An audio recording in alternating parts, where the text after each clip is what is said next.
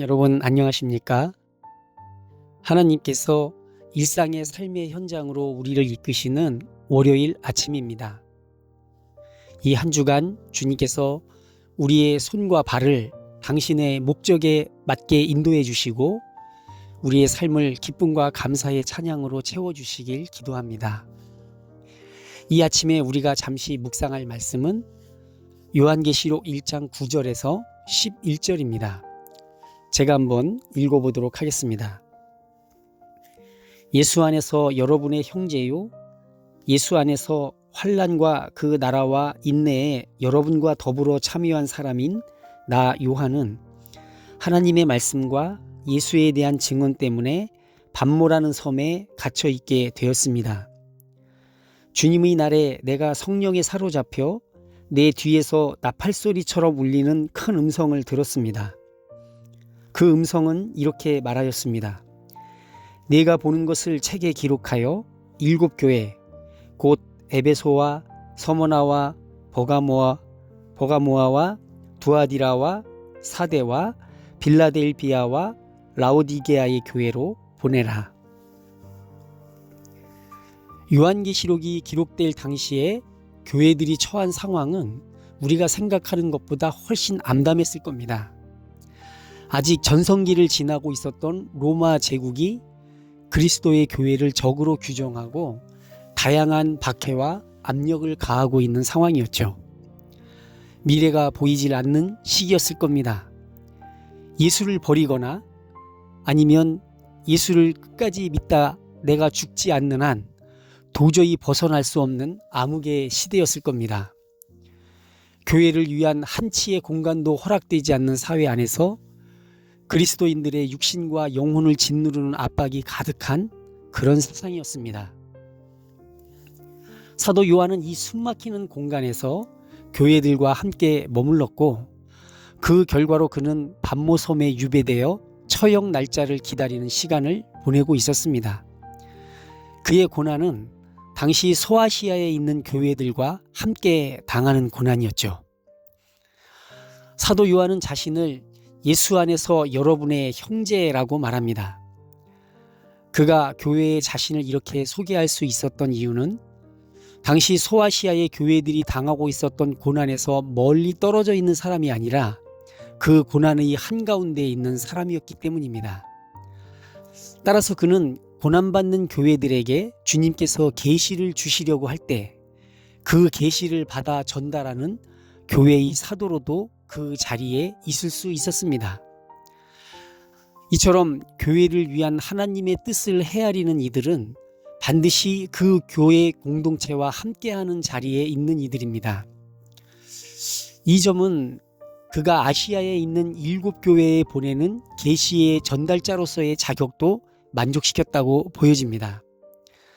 그는 다른 곳에 있는 목자가 아니라 바로 아시아에 있는 교회들의 목자였기 때문에 그 교회들에게 보내는 계시의 전달자로서 누구보다도 더 적합한 사람이었던 겁니다.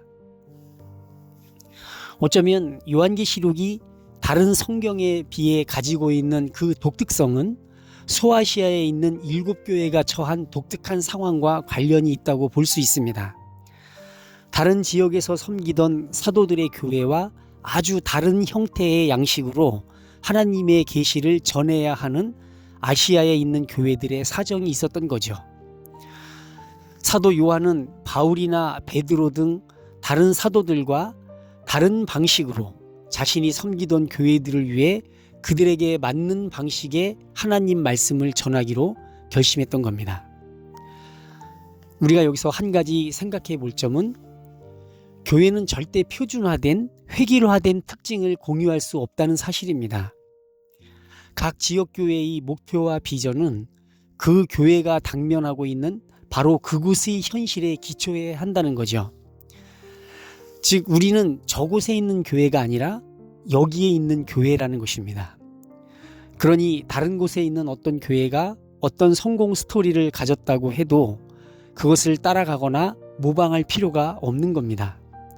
우리 교회는 여기 이곳, 바로 이 지역에서 예수님의 복음으로 또 우리의 방식으로 이곳을 섬기는 교회여야 한다는 것입니다. 사도 요한은 반모섬에 갇혀 그 인생의 말년을 초라하게 보내고 있는 자기에게 하나님의 계시가 임했다고 말합니다. 그런데 그 계시가 나팔소리 같은 큰 음성으로 들렸다고 말합니다. 그 큰 음성은 뒤에서 들려오는 소리였죠. 신으로부터 오는 계시는 웅장한 성전에서 거창한 의식을 통해 온다고 생각하는 것이 그 당시 세계를 지배하고 있던 로마 제국의 종교 모범이었습니다. 로마는 곧 승리자였으니 로마에서 인정받는 종교 역시 승리의 종교여야 했던 겁니다. 따라서 만일 예수 그리스도가 승리의 신이라면 웅장한 성전과 예전 가운데 계시를 내리는 신이었을 겁니다. 하지만 요한에게 말씀하시는 하나님은 사회로부터 큰 압력 가운데에서 신음하고 있는 사람들, 어찌 보면 사회적 패자들이라고 말할 수 있는 바로 그런 사람들과 일하시는 분이었습니다. 압제받는 이들, 소외당하는 이들 안으로 들어오시는 분이 요한에게 말씀하시는 하나님이었습니다. 바로 그런 연약한 이들을 사용하여 당신의 목적을 이루시고 그들을 이끌어 역사의 궁극적 승리로 나아가시는 그런 하나님인 것입니다. 이 사실이 바로 복음이 가지고 있는 역설적 성격의 핵심입니다. 따라서 로마의 규칙, 로마의 예상, 소위 로마다움이라는 공식을 깨고 예측 가능성을 벗어나 뒤에서 오는 것, 그것이 바로 하나님의 계시였습니다.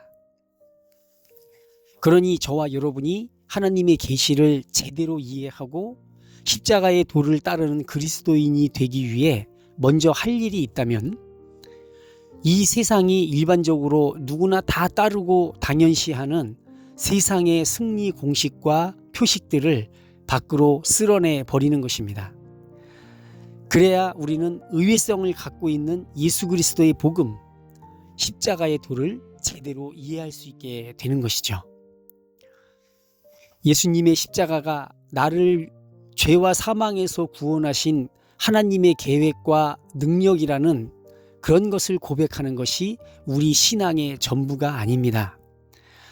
하나님은 그렇게 십자가를 통해 구원받은 당신의 백성들이 예수님처럼 십자가의 사랑과 십자가의 원리와 십자가의 정신을 따라 이 세상에서 패배하는 길로 걸어가는 사람들이 되기를 바라신다는 사실입니다.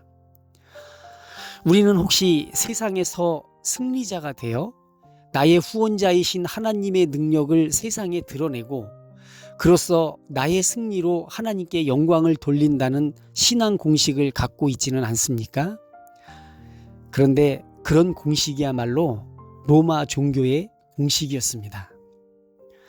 하지만 십자가의 공식은 너무나 뻔한 패배와 실패의 길로 이어져 있기 때문에 머리로는 무슨 말인지 이해할 수 있다고 말해도 사람들이 따르지 않는 길이고 보여도 애써 외면하는 길이며 그래서 사람들이 다니지 않는 좁은 길이기도 한 것입니다. 너무나 급변하는 현실 세계 가운데에서 우리 앞에 미래가 어떻게 전개될지 알 수 없어 불안하고 어수선한 시절입니다.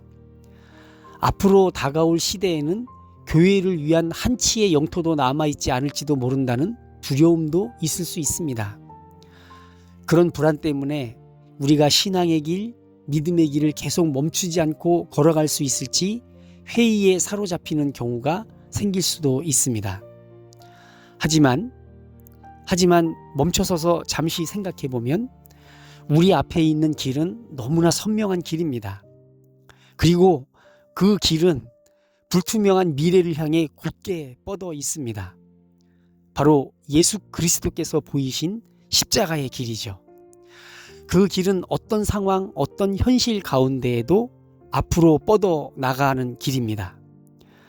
우리가 앞에 어떤 일이, 어떤 상황이 전개될지라도 십자가의 도를 행하기로 결심한다면 그 원리와 그 사랑을 따라 그 길을 걷기로 결심한다면 사도 요한 당시에 예수 그리스도께서 7 교회를 향해 입을 여셨던 것처럼 우리에게도 찾아오셔서 나팔소리 같은 큰 음성으로 말씀하실 것입니다. 오늘도 주님 안에서 승리하시는 여러분 되시기를 축원드립니다.